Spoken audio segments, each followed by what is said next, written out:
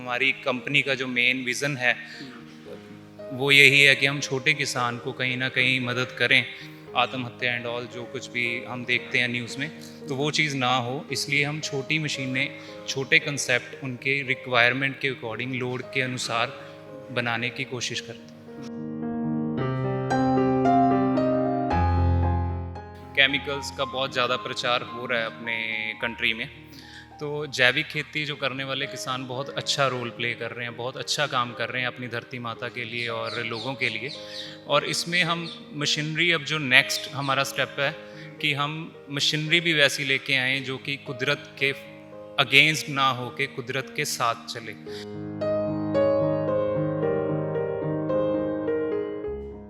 Luckily हमारे किसान भी खुश हैं और हम भी खुश हैं उनसे मिलके, क्योंकि जितने भी किसानों से मैं मिला हूँ मुझे निराशा नहीं, मोटिवेशन ही मिली है। और एक ये जो एक जंग है जो हम कोशिश कर रहे हैं लड़ने की, और इसमें आगे बढ़ने की एक शक्ति ज़रूर मिलती है, इंटरनल जो पावर है वो स्ट्रेंथ बढ़ती है।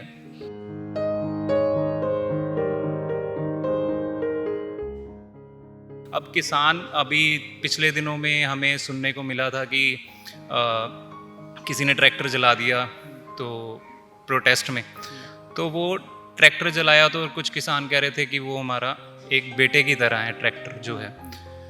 पर्सनली मैं कहूँगा कि ट्रैक्टर आपका बेटा नहीं है। सभी किसानों को जो बैल थे वो एक्चुअल में एक फैमिली मेम्बर थे आपके, जो हम भूल चुके हैं। अभी हम कई बार किसानों को, बहुत अच्छी बात है कि कुछ किसान कर रहे हैं इस चीज़ को दोबारा रिवाइव कर रहे हैं, तो अब हमारी कंपनी का जो मेन फोकस बन रहा है वो इसी तरफ बन रहा है कि हम जो नेक्स्ट जो मशीनरी लेके आएंगे वो ऐसी मशीनें होंगी जो बल्ब से चलने वाली होंगी।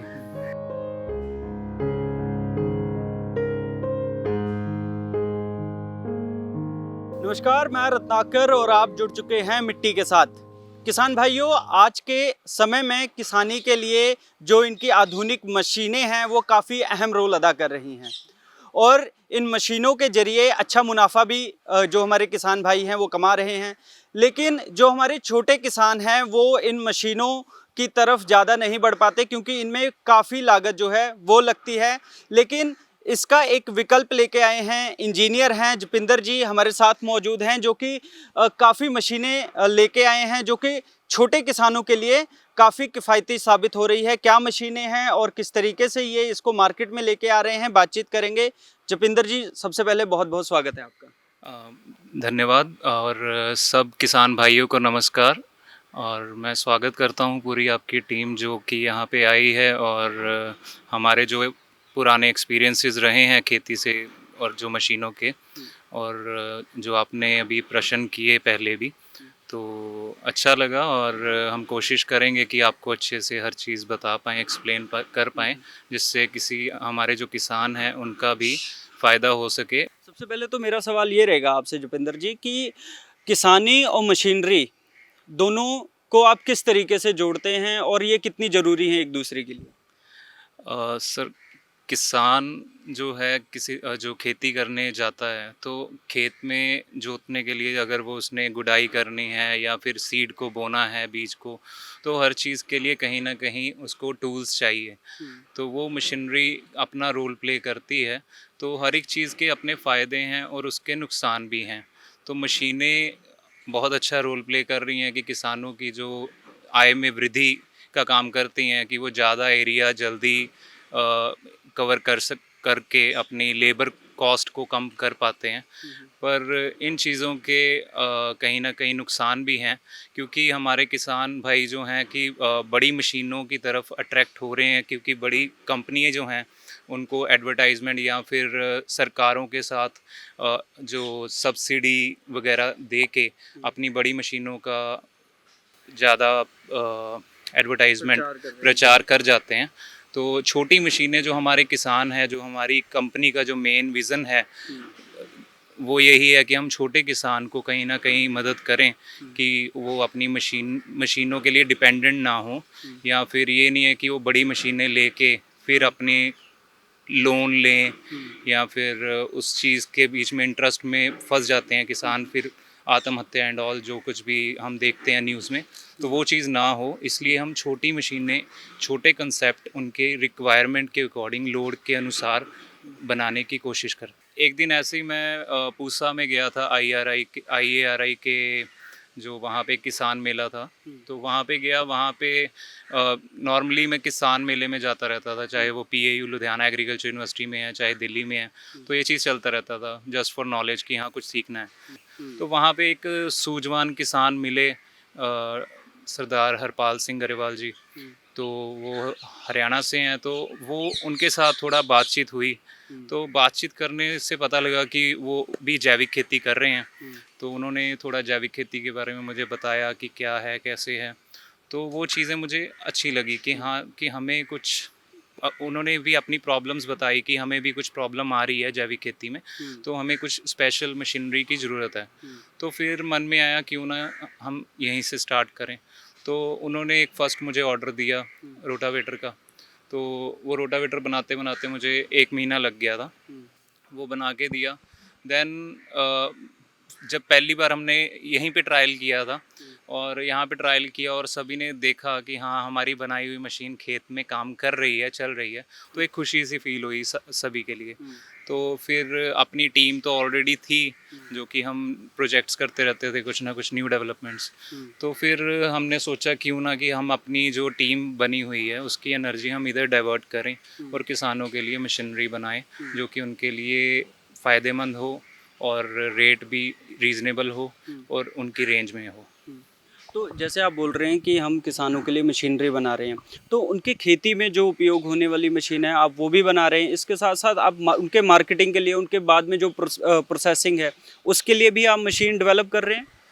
हाँ जी सर, वो तो ज़रूरी है, क्योंकि जब हम खेत की बात कर रहे हैं तो खेत में तो किसान ने अपना बीज बोया और उसके बाद जो गुड़ाई की या फिर उसने फसल काटी। अब फसल काटने के बाद या तो हम मंडियों के पास जाएंगे। अब सरकारें भी बता रही है कि 6% फसल है जो मंडी में जा रही है, अदरवाइज़ जो बाकी है वो बाहर ही, या तो वो ट्रेडर्स के थ्रू है ना, वो बाहर जा रही है। तो उन चीज़ों में अब किसान जो है कहीं ना कहीं फिर अपनी फसल को सड़क पे फेंक रहा है जब वो ज़्यादा प्रोडक्शन हो जाती है एक ही चीज़ की, चाहे वो टमाटर है, चाहे आलू है, चाहे और भी गोभी है। तो ऐसी चीज़ें हैं जो कि सड़कों पे फेंकनी पड़ रही हैं जस्ट बिकॉज उनके पास वो प्रोसेसिंग की टेक्निक्स नहीं हैं, या फिर वो प्रोसेसिंग की टेक्निक्स इतनी कॉस्टली कर दी गई हैं बाहर की जो कंपनियां हैं मल्टीनेशनल। तो वो किसान सोच भी नहीं पाता। इवन हम भी अगर सोच पाएँ कि करोड़ों रुपए का एक प्रोजेक्ट लगाना है, तो वो पॉसिबल नहीं है। तो हम काम कर रहे हैं स्मॉल और मार्जिनल फार्मर्स के लिए, जो कि एक छोटी रकम के साथ अपने ही खेत में मशीनें, छोटे सेटअप लगा के वो अपनी मंडीकरण, जो प्रोसेसिंग एंड पैकेजिंग करके मार्केट में सेल कर सके, और लोकल ही अपने जो गाँव के नज़दीक जो शहर हैं उनमें अपने प्रोडक्ट्स को ब्रांड बना के वो मंडीकरण कर पाएँ। तो ये इसमें हम जो हेल्प कर पाए उनकी करेंगे, चाहे वो पैकेजिंग में है, चाहे वो प्रोसेसिंग में। जैसे आंवला की एग्ज़ाम्पल ले लेते हैं। आंवले के मेरे कुछ किसान हैं जो हमें पूछते हैं कि हमें कुछ मशीनें चाहिए, तो हम उनको वेलकम करते हैं, स्वागत करते हैं कि चलो आपको अगर ग्रेडिंग मशीन चाहिए तो हम ग्रेडिंग मशीन उसमें हम आपको बना के देंगे। अगर आपको उसमें प्रिकिंग का चाहिए तो प्रिकिंग करके देंगे। तो डिहाइड्रेशन का हमने PAU के साथ, पंजाब एग्रीकल्चर यूनिवर्सिटी है यहाँ लुधियाना में, तो उनके साथ MOU साइन किया। तो सोलर ड्रायर हम लेके आए हैं किसानों के लिए, वो भी एक बहुत अच्छे प्राइस में हम किसानों को दे रहे हैं। तो ठीक है, जैसी रिक्वायरमेंट है। बाकी हाँ, कई बार क्या होता है कि अवेयरनेस नहीं होती किसानों को, तो हम कोशिश करते हैं कि उनको पर्सनली ट्रेनिंग्स भी दें। तो इवन मेघालय लास्ट ईयर में गया था, शिमला में और PAU लुधियाना में, और हम यहाँ पे भी ट्रेनिंग प्रोग्राम करते हैं कि किसान ग्रुप बना के आते हैं, तो उनको हम अपनी टेक्नोलॉजी है जो उसकी डेमोन्स्ट्रेशन देते हैं। अब हमारे पास वो किसान आते हैं जो इससे कुछ अलग करना चाहते हैं, तो वो आंवला का भी हो सकता है, वो आम की जो खेती कर रहे हैं वो भी हो सकता है, जिसने अमचूर बनाना है या फिर किसी ने आम पापड़ बनाना है, तो वैसे फार्मर भी हमारे पास अप्रोच करते हैं। तो ऐसा कुछ नहीं है कि एक ही तरह की मशीन। हमने पिछले 2 साल में अप्रॉक्सीमेट 25 से 30 प्रोजेक्ट 30 प्रोजेक्ट तो अभी तक कर लिए हैं, जो कि अच्छे से मार्केट में चल रहे हैं। तो आप ये भी बताइए कि प्रोसेसिंग की कौन सी मशीन आपने बताई जिसका आप जिक्र करना चाहें कि हाँ ये मशीन जो है वो काफ़ी रियायती है किसानों के लिए? पिछले जो हमारा एक्सपीरियंस रहा है, मैं कह सकता हूँ कि हमारी टीम हल्दी की प्रोसेसिंग में पूर्ण तरह से एक्सपर्टीज़ हमने ले ली है। अच्छी तरह से हम किसानों को उस चीज़ के बारे में सिखा भी रहे हैं। इवन अकेला मशीनों का नहीं है, हम तो ये भी किसानों को कह रहे हैं कि आप हाइब्रिड सीड्स, चाहे वो हल्दी की हम बात करें, हल्दी में क्या होता है कि करक्यूमिन वैल्यू होती है परसेंटेज, जो कि एक पर्टिकुलर जैसे 2%, 7%, 5% इस रेंज में होता है।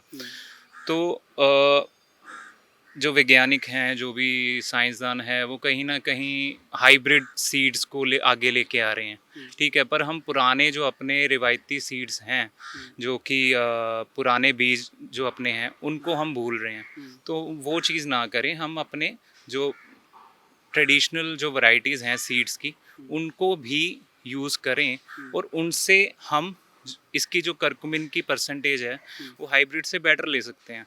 वो फ़र्क इतना है कि जो प्रोसेसिंग की टेक्निक पहले हम यूज़ करते रहे थे, जैसे आलू को उबालना पानी में डिप करके, तो उससे क्या होता है कि आलू की तो करक्यूमिन का कोई चक्कर नहीं है, वो तो है नहीं, पर हल्दी में वो करक्यूमिन जो है निकल जाती थी।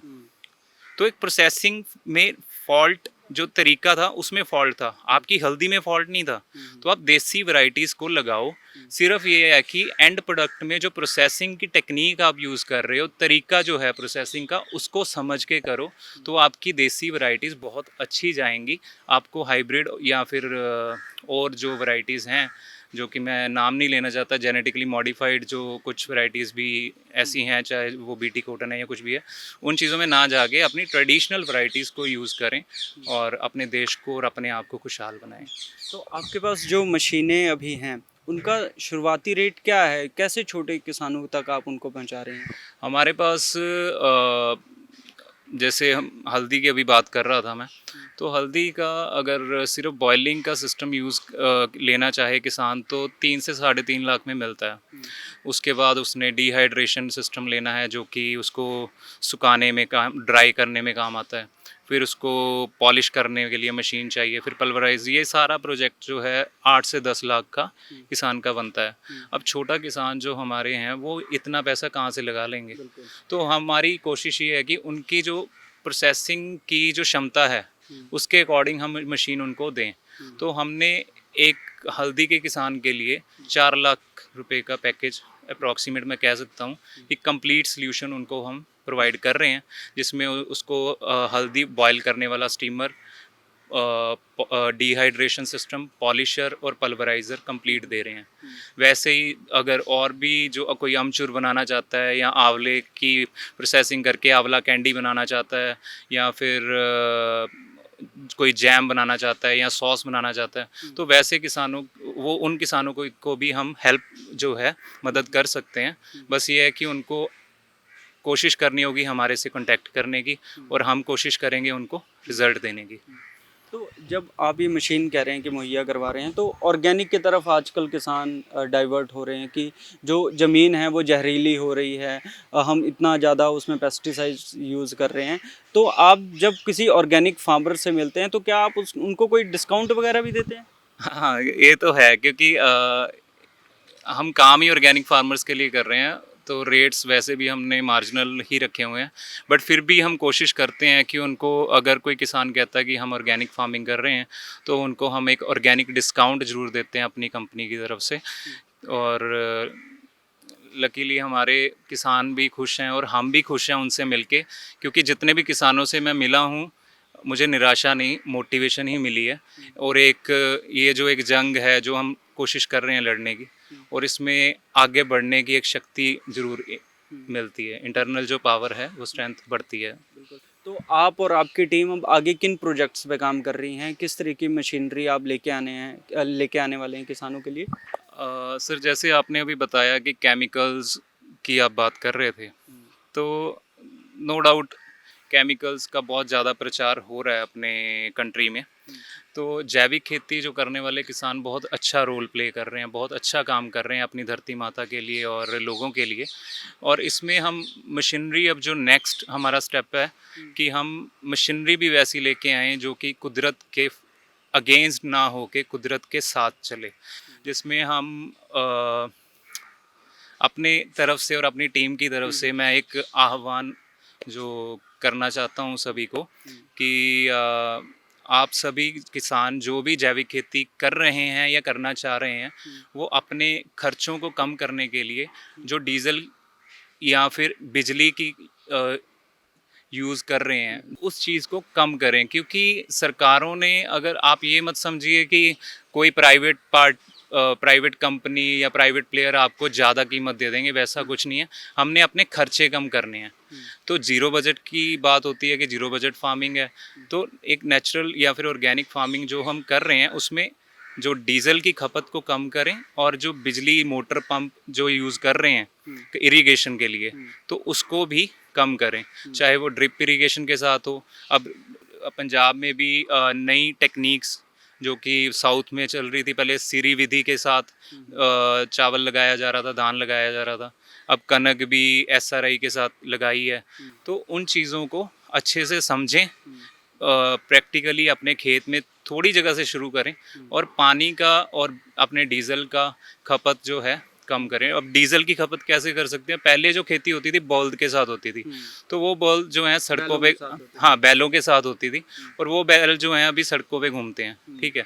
अब किसान, अभी पिछले दिनों में हमें सुनने को मिला था कि किसी ने ट्रैक्टर जला दिया तो प्रोटेस्ट में, तो वो ट्रैक्टर जलाया तो कुछ किसान कह रहे थे कि वो हमारा एक बेटे की तरह है ट्रैक्टर जो है। पर्सनली मैं कहूँगा कि ट्रैक्टर आपका बेटा नहीं है। सभी किसानों को जो बैल थे वो एक्चुअल में एक फैमिली मेम्बर थे आपके, जो हम भूल चुके हैं। अभी हम कई बार किसानों को, बहुत अच्छी बात है कि कुछ किसान कर रहे हैं, इस चीज़ को दोबारा रिवाइव कर रहे हैं। तो अब हमारी कंपनी का जो मेन फोकस बन रहा है वो इसी तरफ बन रहा है कि हम जो नेक्स्ट जो मशीनरी लेके आएंगे वो ऐसी मशीनें होंगी जो बल्ब से चलने वाली होंगी। बहुत बहुत धन्यवाद आपका मिट्टी के साथ बातचीत करने के लिए। तो ये जपिंदर सिंह हैं जो कि किसान भाइयों के लिए, जो हमारे छोटे किसान भाई हैं उनके लिए रिवायती दाम पे छोटी मशीनें लेके आ रहे हैं और बता रहे हैं कि किस तरीके से प्रोसेसिंग करके वो अपने अनाज और जो फल सब्जियां या फ्रूट हैं उनको मार्केटिंग उनकी कर सकते हैं और उनसे अच्छा मुनाफा जो है वो कमा सकते हैं। हम इनके आगे भी आपको कई एपिसोड्स दिखाएंगे जिसमें कि हम उनके मशीनों के बारे में आपको डिटेल में जानकारी देंगे कि कैसे आप उनकी मशीनों को यूज़ कर सकते हैं और कैसे आप जपिंदर सिंह के साथ कांटेक्ट कर सकते हैं। आप तब तक जुड़े रहिए मिट्टी के साथ।